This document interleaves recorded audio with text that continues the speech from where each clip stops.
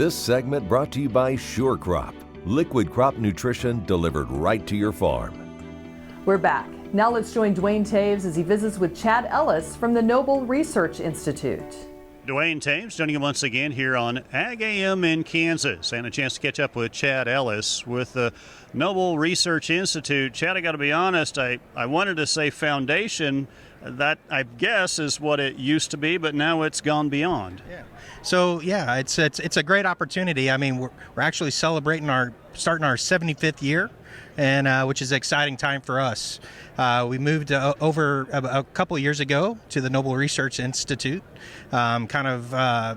We're all still the same. It's a different name, different brand, but still providing solutions for producers today. And so we still have the foundation side, which is our philanthropic arm, and then our research institute is really about that producer solutions and looking at from the basic research to applied research to our consultation service, and really focused around three key things. That's land stewardship, grazing production, as well as producer profitability.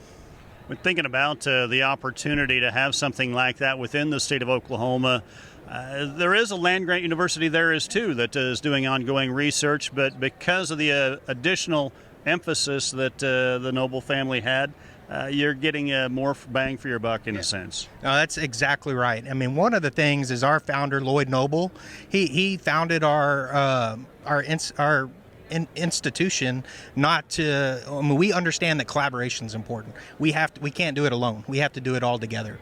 And his aspect is he wanted to put his fortune in that aspect to help, amplify the extension service as well as NRCS, Natural Resource Conservation Service, from the federal government.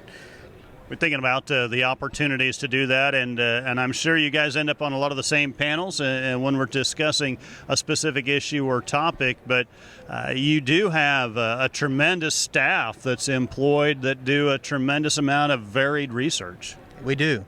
We're about 375 employees, all the way from our folks that are running our ranches. We have 7 different farms and ranches ourselves, so we have our own, we have skin in the game on that end from a production side.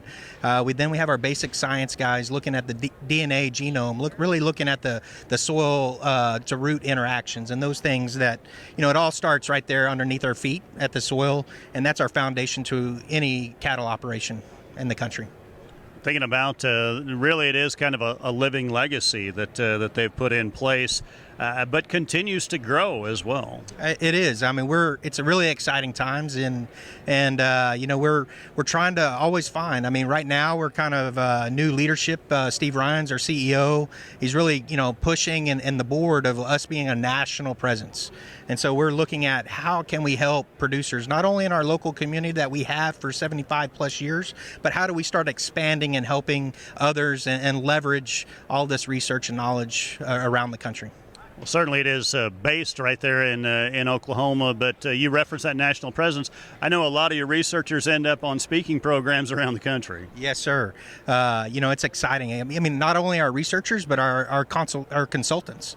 That's one thing that we're pretty unique, and one thing that puts us a little bit different maybe than Extension or the Natural Resource Conservation Service, is that we take a multidiscipline approach. So we have livestock consultants, we have soil and crop consultants, range and pasture consultants, wildlife consultants, and kind of the glue to it all, we have economists. So we can really help kind of shape all of those and meet those goals and objectives of those landowners.